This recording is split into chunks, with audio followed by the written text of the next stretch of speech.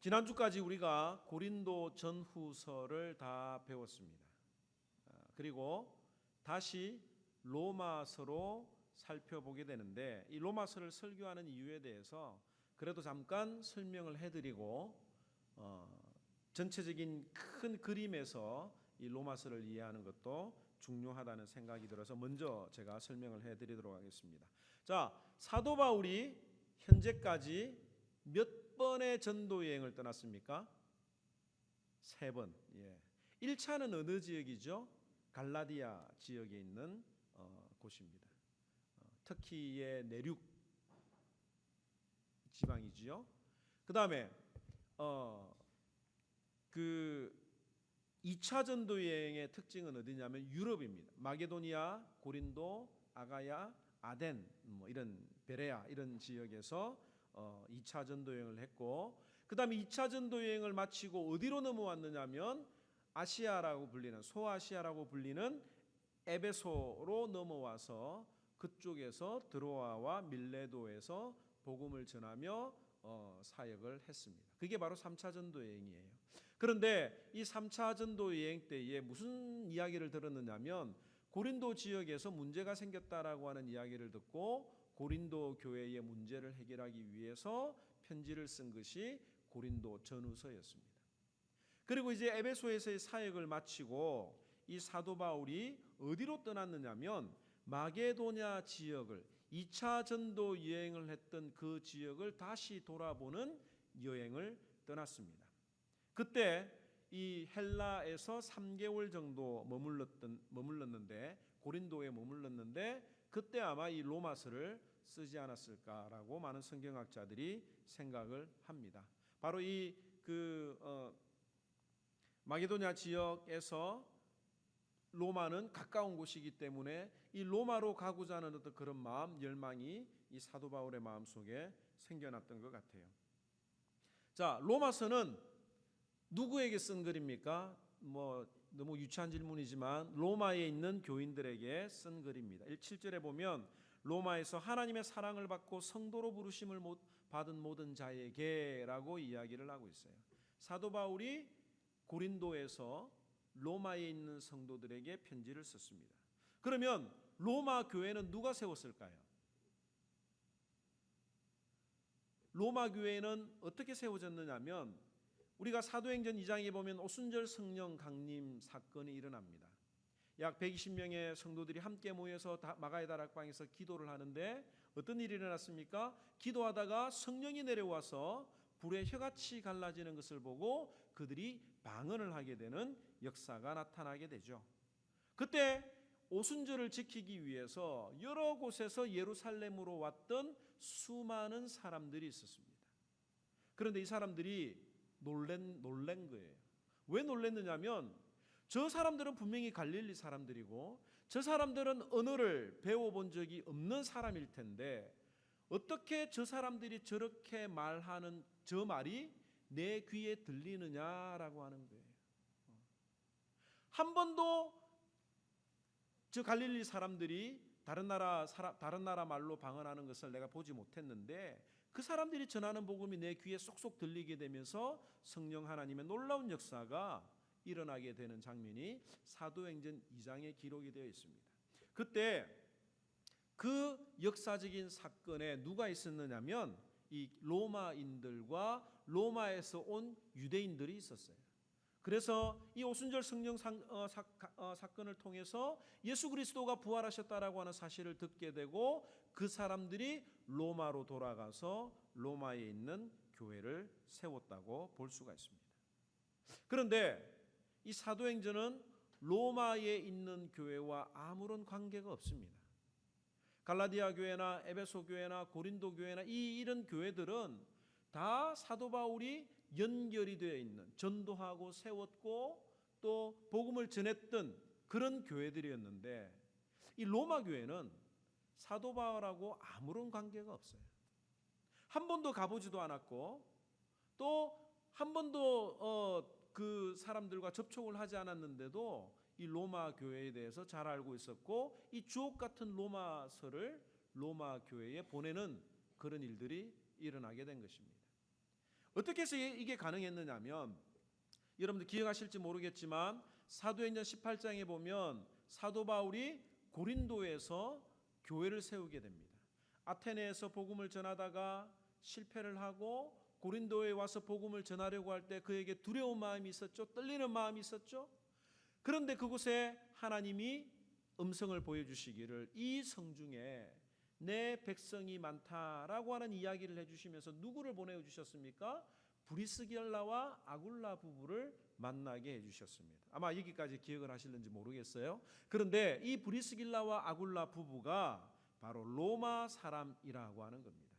사도행전 18장 2절에 아굴라라 하는 본도에서 난 유대인 한 사람을 만나는, 여기 본도라고 하는 말이 본국이라고 하는 뜻인데 그 로마를 이야기를 하는 거예요. 로마에서 태어난 유대인 한 사람을 만났는데 글라우디오가 모든 유대인을 명하여 로마에서 떠나라 한 고로 그가 그 안에 브리스길라와 함께 이탈리아로부터 새로 온지라고 이야기를 하고 있습니다. 이 로마에서 온 브리스길라와 아굴라 부부를 통해서 로마 교회에 대한 이야기를 많이 들었을 것으로 추측을 하게 됩니다. 그리고 언제부터인가 이 사도 바울의 마음에 내가 꼭 로마를 가야 되겠다라고 하는 이런 각오가, 그런 비전을 품게 되었어요. 그게 언제냐면 브리스길라와 아굴라 부부를 만나고 난 다음에 사도행전 19장에 보면 이렇게 기억을 하고 있습니다. 제가 지난번에 설교를 했는데 이 일이 있은 후에 바울이 마게도냐와 아가야를 거쳐 예루살렘에 가기로 작정하여 이르되 내가 거기 갔다가 후에 로마도 보아야 하리라.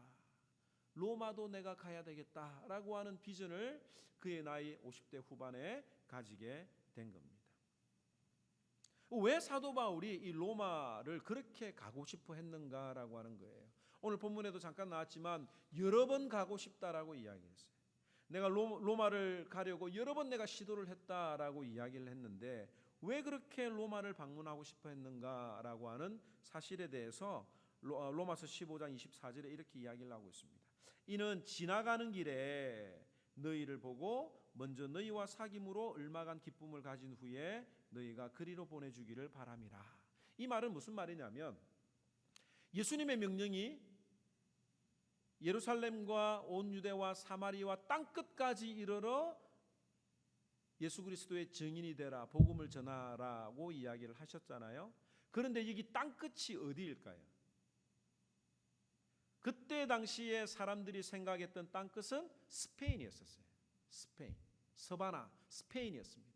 그런데 그 스페인을 가기 위해서 중간 지점이 어디냐면 바로 이 로마가 되는 거예요.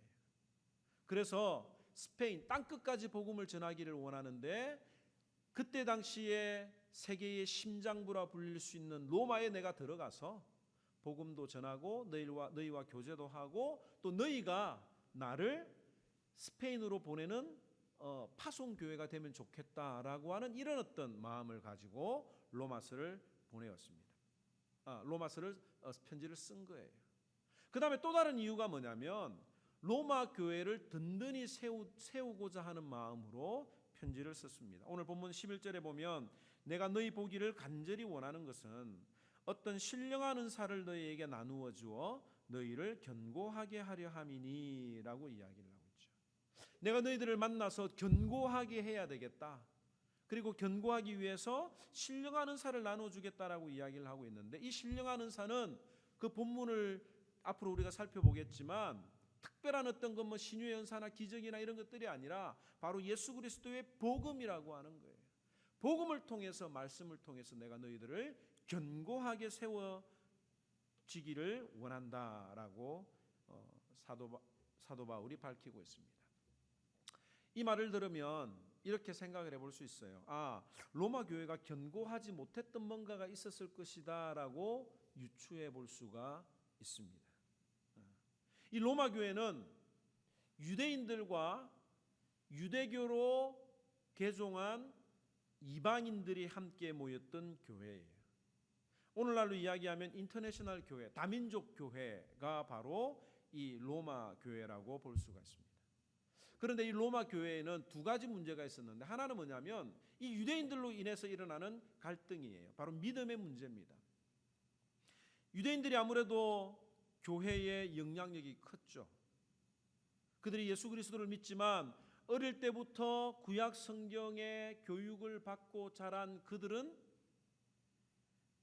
다른 사람들보다 성경을 많이 알고 특별히 구약에 대해서 더욱더 잘 알고 있으니까 그 구약에 나타나 있는 사상, 율법을 지킴으로 행위로 구원을 받는다라고 하는 생각이 그 유대인들의 마음속에 여전히 많이 남아 있었던 것입니다.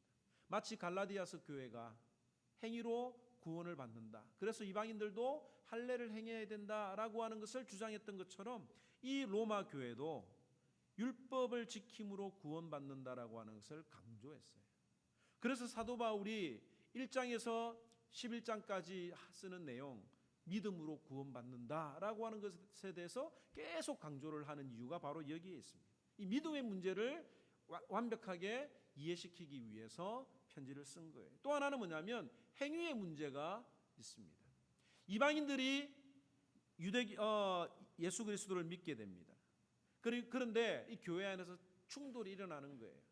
세상적으로 생각했던 생각이나 방법이나 이런 태도들이 유대인 성도들과 충돌이 일어나는 거예요. 그래서 좀 더 자유분방한 그런 어떤 신앙생활을 하다 보니까 이 유대교 신자들하고 실질적인 문제에 있어서 충돌이 일어났던 것입니다. 그래서 그 문제를 해결하기 위해서 내가 너희들을 견고하게 하도록 하기 위해서 로마서를 쓴다라고 지금 이야기를 하는 겁니다. 우리가 살아가다 보면 참 견고하지 못한 우리들의 모습을 많이 볼 수가 있습니다.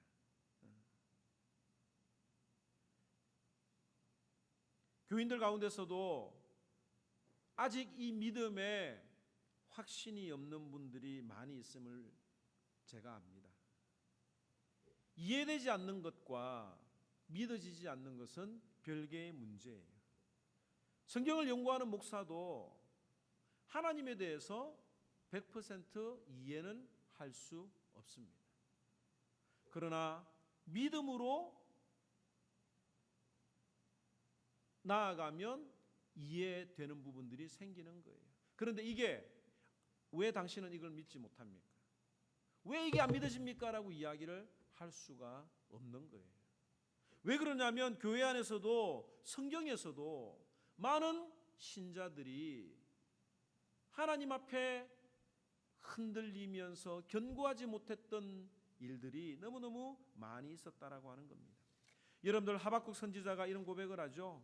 하나님의 백성인 이스라엘 백성들이 이렇게 다른 나라에게 공격을 당해도 왜 하나님은 잠잠하십니까? 라고 하는 문제로 그의 신앙이 흔들리고 하나님 앞에 기도를 했습니다.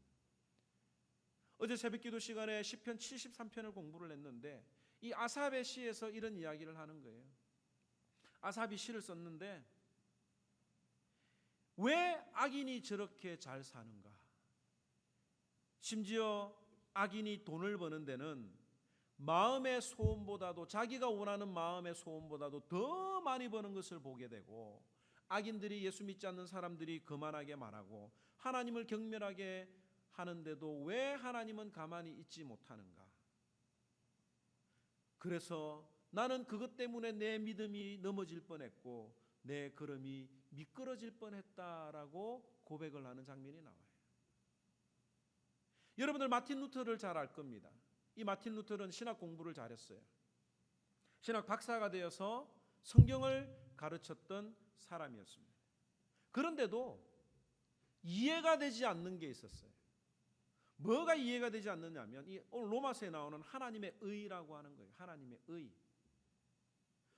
루터가 이해한 하나님의 의는 뭐냐면 불의한 자는 심판하시고 제대로 잘 믿는 자는 상 주시는 것이 루터가 이해한 로마 천주교가 가르쳤던 의입니다.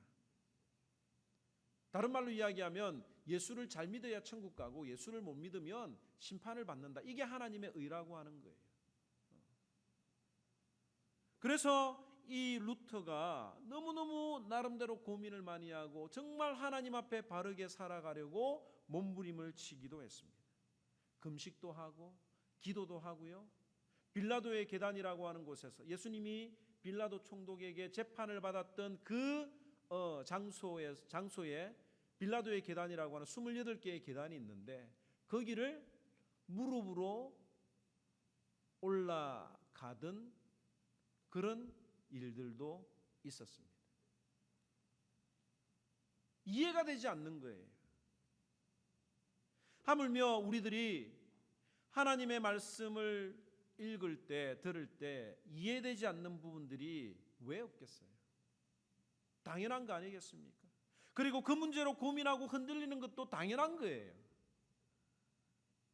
그런데 딱 하나 중요한 것은 뭐냐면 하나님은 틀리지 않는다. 하나님 안에 정답이 있다라고 하는 그 믿음 하나만큼은 그들이 흔들리지 않았습니다. 그런데 그 믿음조차 흔들리게 되면 정답을 찾을 수가 없어요. 제가 교회 사무실에서 설교를 준비하고 있는데 갑자기 세찬이한테 연락이 왔어요. 개인적인 이야기를 해서 죄송하긴 하지만 근데 마치 큰일이 일어난 것처럼 목소리가 떨렸습니다. 아버지, 엄마 어디 갔어요? 장 보러 갔는데 왜? 지금 엄마한테 무슨 일이 난 것 같아요. 아니 왜? 지금 온통 글을 갖다가 막 벽에다 써놨는데 아빠에 대한 이야기를 막 써놨어요. 아빠 엄마하고 싸웠어요? 막 이런 이야기를 하는 거예요. 그래서 내가 도대체 이해가 안 돼가지고 뭔데 텍스트 보내봐 하니까 사진을 찍어서 이것을 보냈습니다. 이 문제는 자 보이죠? 내용은 제가 읽어드릴 테니까 중요한 게 아니고 이 문제는 아내하고 이야기를 하다가 오해하는 일이 가끔씩 생기잖아요. 그런데 평상시에는 대화로 어떤 것을 풀 수가 있는데 그날은 설교 준비를 하느라 제가 굉장히 예민할 때였습니다. 그래서 이 이야기를 들어주지 않고 제가 아내에게 막 이야기를 했어요. 어떤 이야기를 했느냐면 제발 좀 남편을 믿으라고. 내가 당신을 사랑하고 당신에 대한 모든 것들을 내가 다 믿고 있는데 왜 자꾸 사탄이 틈타게 하느냐고 이런 이야기를 막 하면서 이야기를 했는데 거기에 대해서 도전을 받아가지고 이 글을 쓴 것 같아요. 그 내용을 보면 남편은 나를 무시하지 않는다. 남편은 나의 삶을 함부로 여기지 않는다. 남편의 미래가 나의 미래와 함께 녹아져 있다. 남편과 나의 역할이 다를 뿐 똑같이 귀하다. 남편은 나의 삶도 중요하게 여긴다 등등 이런 어떤 내용들이 있어요. 매일마다 그 포스트잇이 붙어 있는 곳을 지나갑니다. 딱 문 앞에 안방 그 문을 여는 그 자리에 있어요. 그 글을 볼 때마다 제가 어떤 생각을 하느냐면 저도 읽잖아요. 내가 아내에게 믿음을 주지 못했구나. 좀 더 아내를 믿을 수 있는 그런 마음을 줘야 되겠다라고 하는 생각을 하게 되고 또 어느 날 내 말투도 고쳐야 되겠다라고 하는 그런 생각을 하기도 합니다. 그런데 자꾸 보다 보니까 어떤 생각이 드느냐면 왜 저기다가 붙여놨을까? 다른 데 붙여놓으면 되는데 왜 저기 꼭 지나갈 때마다 보이는 저곳에 붙여놨을까라고 생각을 하게 됩니다. 그러면서 이거 혹시 시위용 아니야? 시위하려고 저기다 붙여놓은 거 아니야? 이런 어떤 생각이 들 때도 있어요. 이 이야기를 하는 이유는 뭐냐면 같이 사는 부부간에도 서로의 믿음이 약해져서 흔들릴 때가 있어요. 그런데 보이지 않는 하나님은 얼마나 우리가 흔들리는 일들이 많이 있겠습니까? 인생의 문제나 돈 문제나 건강의 문제나 인간관계의 문제나 자녀 문제나 이 모든 문제들이 다 내 앞에 쌓여 있는데 어떻게 하나님이 이 문제를 해결해 주시는 것 같지도 않고 내가 이 많은 숙제들을 내 혼자 스스로가 해결해야 되는 것 같고 또 더 화가 나는 건 뭐냐면 어떤 분들이 자신의 어떤 그런 문제를 가지고 고민을 하고 힘들어하는데 내가 다 도와줬어요. 내가 거의 다 도와줬어요. 그런데 그 사람이 하는 말이 하나님이 나에게 은혜를 베풀어 주셔서 다 도와주셨습니다. 하나님께 감사합니다. 기도 응답입니다. 라고 이야기를 하는 거 보면 정말 답답하기도 하죠. 자기가 다 해놓고 다른 사람이 다 그걸 도와줬는데 그걸 하나님의 은혜라 그러고 기도 응답이라고 그러면 얼마나 화가 나겠습니까? 그러면서 하나님에 대한 믿음이 흔들릴 수도 있는 거예요. 여러분들은 하나님에 대한 믿음이 견고하십니까? 왜 우리는 날마다 하나님 앞에서 넘어지고 쓰러지면서 의심하면서 살아갈 수밖에 없을까요? 예수 그리스도가 정답이라고 하는 것을 우리가 고백하는데 왜 우리가 우리 삶의 그런 어려운 일들을 많이 느끼면서 살아가야 될까요?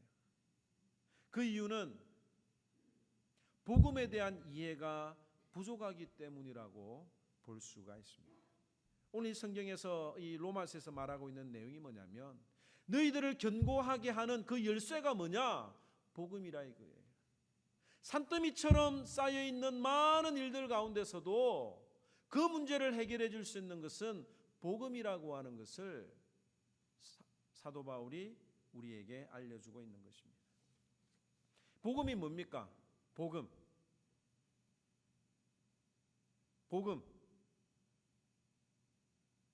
예, 좋은 소식, 굿뉴스예요. 굿뉴스. 오늘 이 본문에서도 마이크가 왜 이러죠? 오늘 본문에서도 이 복음이라고 하는 단어가 7번이나 사용이 됐어요. 그리고 신약 성경에도 사복음서가 있습니다.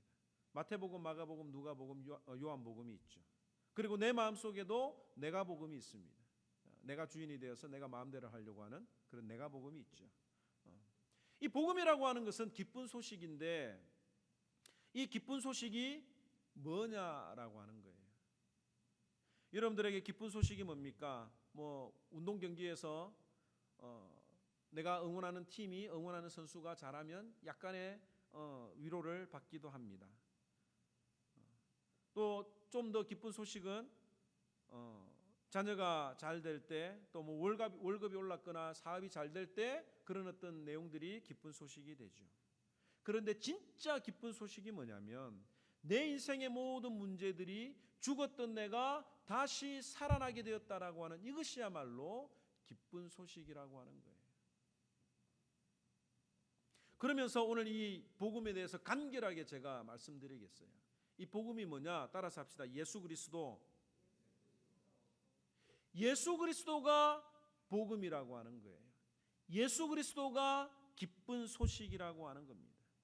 예수 그리스도가 내 인생의 모든 문제를 해결해 주실 분이다라고 하는 것이 바로 복음이라고 하는 겁니다. 2절에 보면 이 복음은 하나님이 선지자들을 통하여 그의 아들에 관하여 성경에 미리 약속하신 것이라.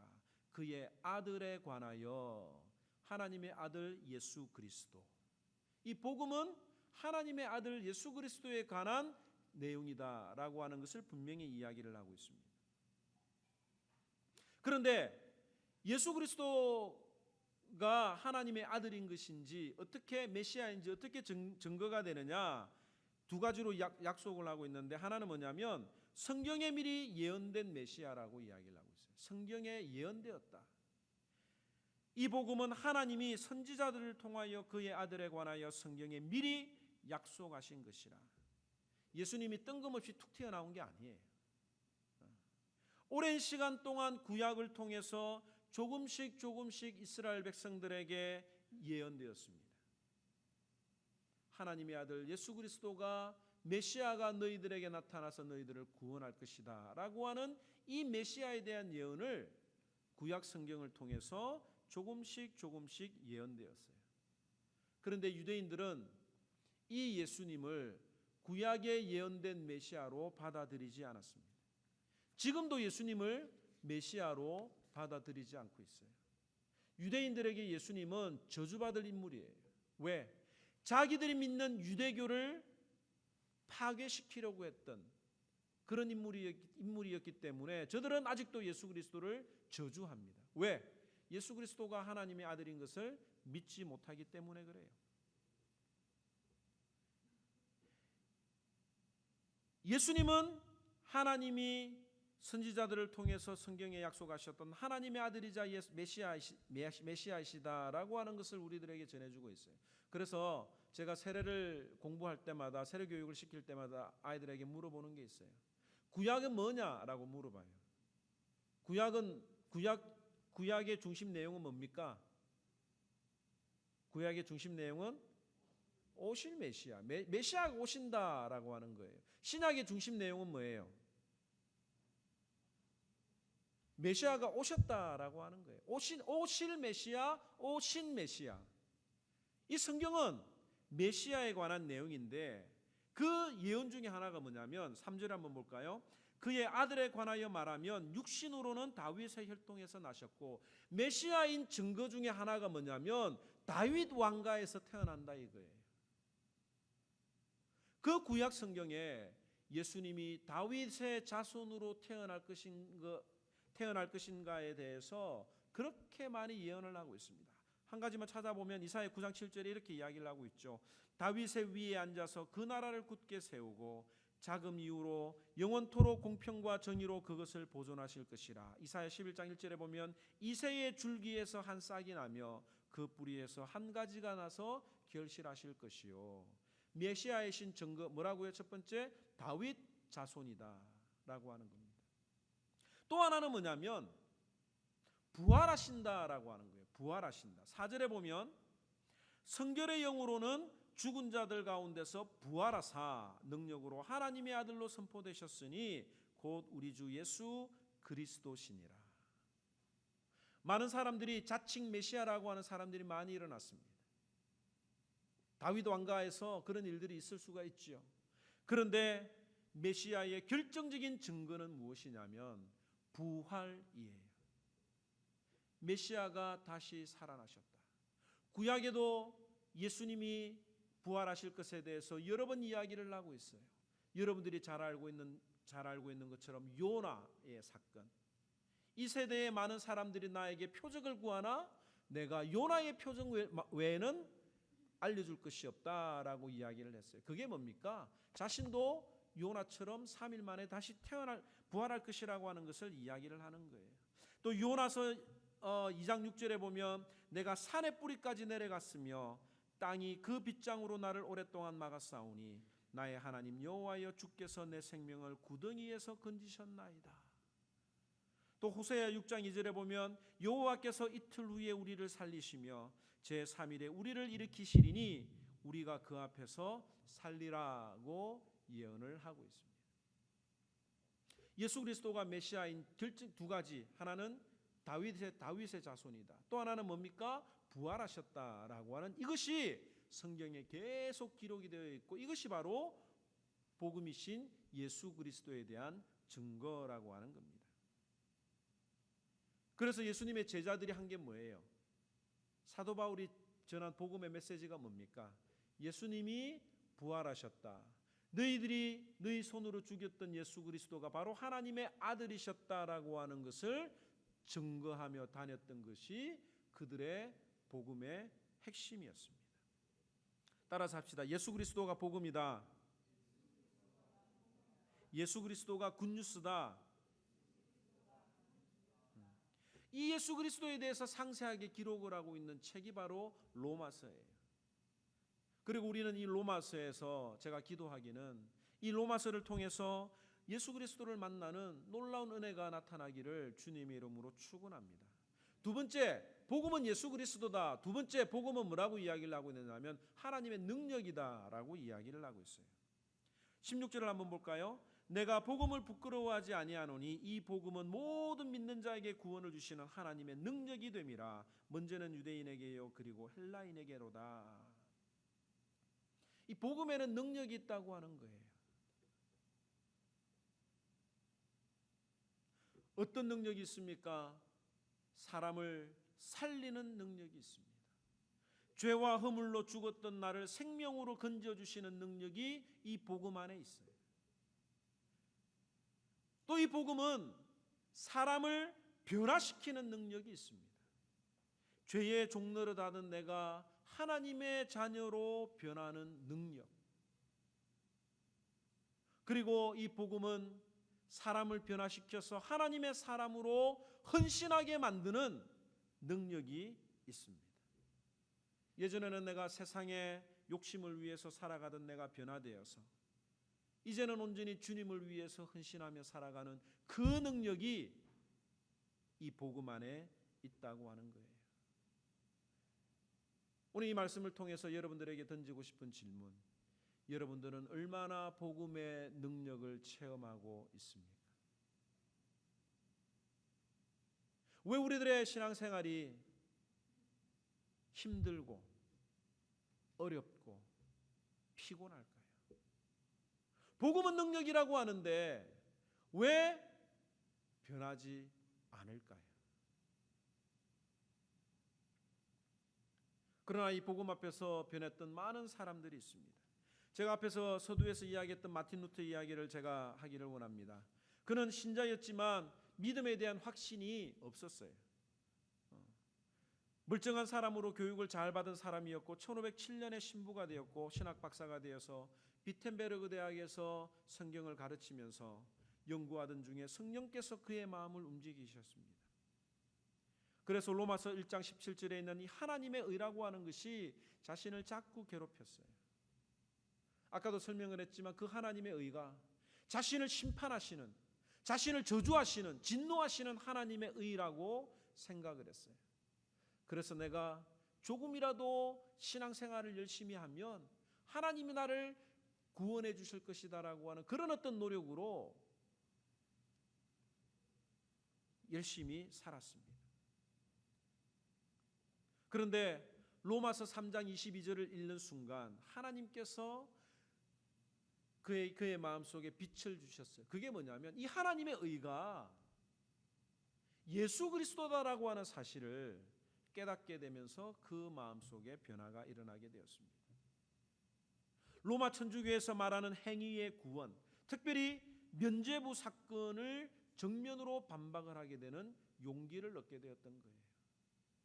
천주교에서는 면죄부를 사게 되면 그 동전이 떨어지는 소리를 듣고 연옥에 있는 사람이 천국으로 가거나, 만약에 이 세상에서 면죄부를 사지 않으면 그 영혼은 지옥으로 내려간다라고 가르쳤던 그런 일들이 일어나게 되었던 것입니다. 그런데 이 로마서를 읽다가 로마서 3장 22절을 통해서 하나님의 의는 예수 그리스도다, 예수 그리스도를 통해서 나의 의로움을 완전히 이루셨다라고 하는 사실을 깨닫게 되면서 그의 마음에 용기가 생기게 되고 그 거대한 로마 천주교 앞에 반박을 하게 되는 용기를 가지게 되었던 것입니다. 그래서 99개의 반박문을 써붙여 놓게 되면서부터 그가 종교개혁을 단행하게 되었던 거죠. 또 한 사람을 소개합니다. 어거스틴이라고 하는 사람인데요. 아우렐리우스 아우구스티누스라고 하는 사람이죠.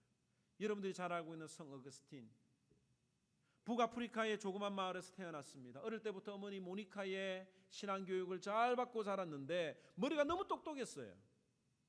머리가 너무 똑똑하다 보니까 공부를 너무너무 잘했고, 그러면서 이 기독교를 바라보면서 참 유치하다라고 하는 생각을 했어요.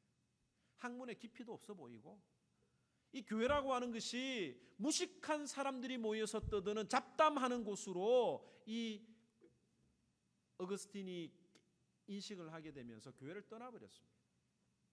그리고 마니교라고 하는 곳에 심취가 되었고요.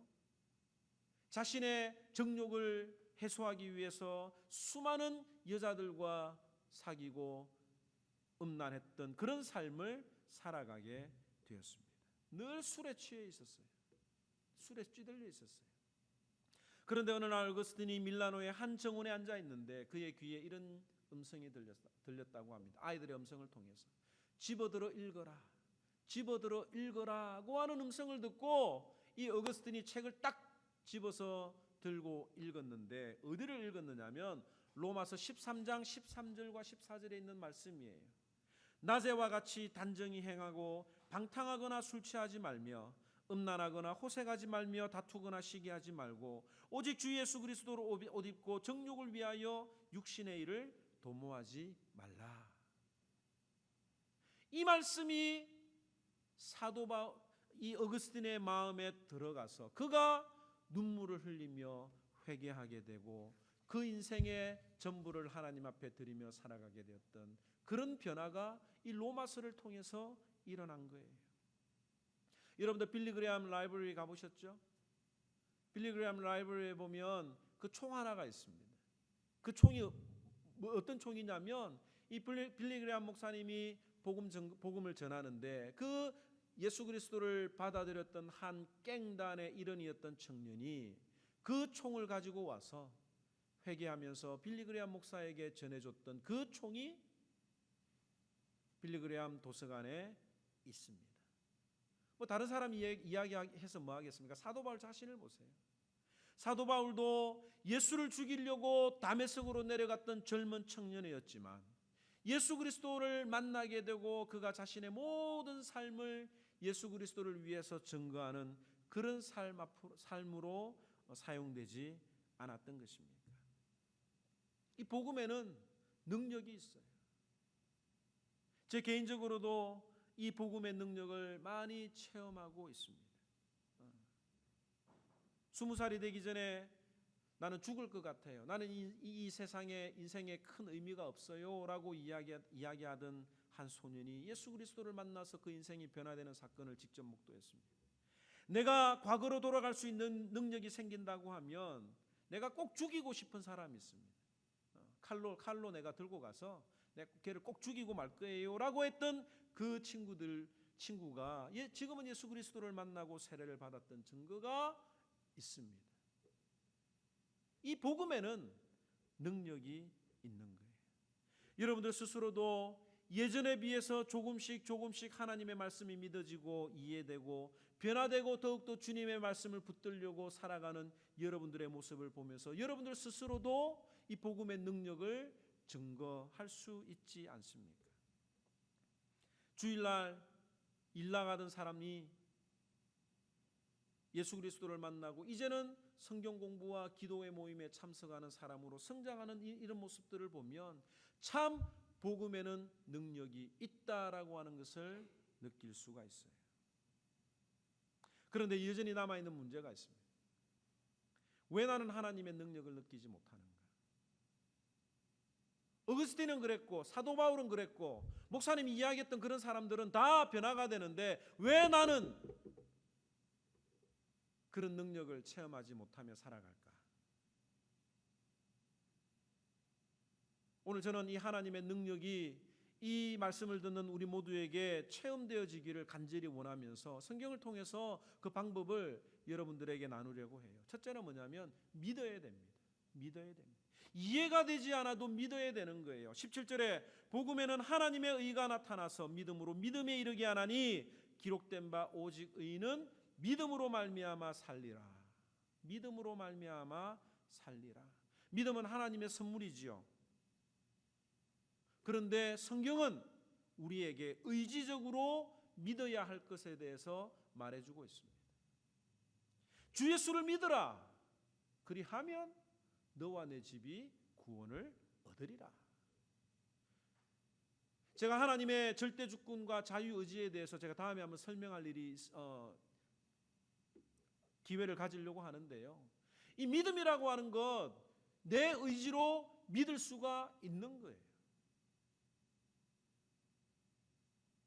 물론 지나고 나면 그것이 하나님의 은혜였다라고 하는 것을 알게 되지만 지금 이 순간에는 내가 내 의지로 하나님을 받아들일 수가 있습니다. 무엇을 믿어야 합니까?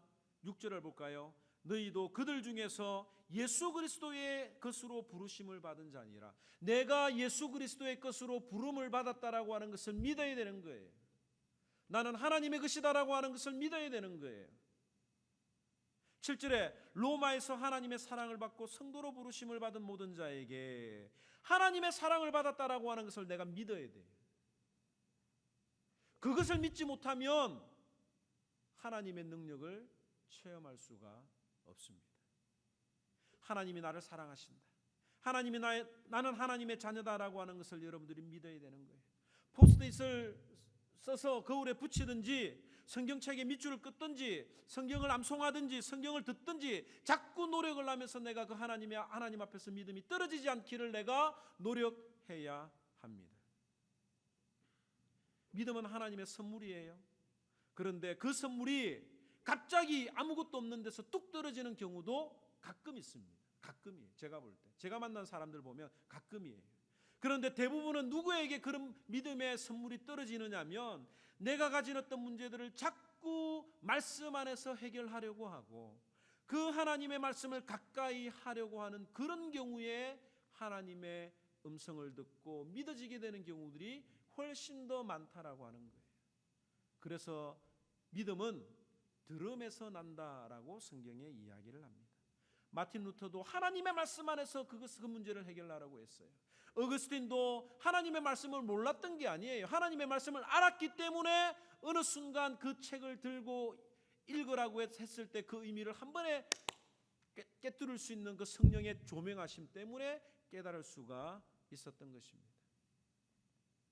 우리가 하나님의 말씀을 자꾸 믿으려고 노력을 하고 말씀을 묵상하는 가운데 그 믿음에 떨어지지 않기를 우리가 노력을 해야 합니다. 둘째로 빚진 자처럼 복음을 전해라고 이야기를 합니다. 빚진 자처럼 복음을 전해라. 14절에 보면 헬라인이나 야만인이나 지혜 있는 자나 어리석은 자에게 다 내가 빚진 자라. 그러므로 나는 할 수 있는 대로 로마에 있는 너희에게도 복음 전하기를 원하노라. 내가 빚진 자라고 하는 거예요. 하나님의 능력을 체험하고 싶습니까? 내가 빚을 갚아야 돼요. 매달 내야 되는 페이먼트가 빚이죠, 그죠? 이 빚을 갚기 위해서는 아침부터 우리가 저녁까지 일을 해야 됩니다. 그런데 성경은 우리가 복음의 빚진 자라고 이야기를 하고 있어요. 보통 빚은 빌린 사람에게 갚아야 되는데 사도 바울은 하나님 앞에 빚졌다라고 이야기를 하지 않고 이방인들에게, 헬라인들에게, 지혜 있는 자나 어리석은 사람들에게 빚을 졌다라고 이야기를 하고 있어요. 하나님의 은혜를 받아서 빚을 져야 됐는데 사람 앞에 빚을 졌다라고 이야기를 합니다. 그 이유는 뭐냐면 하나님의 은혜를 다 갚을 수가 없기 때문이에요. 하나님 앞에 받은 것은 빚이 아니라 은혜예요. 은혜.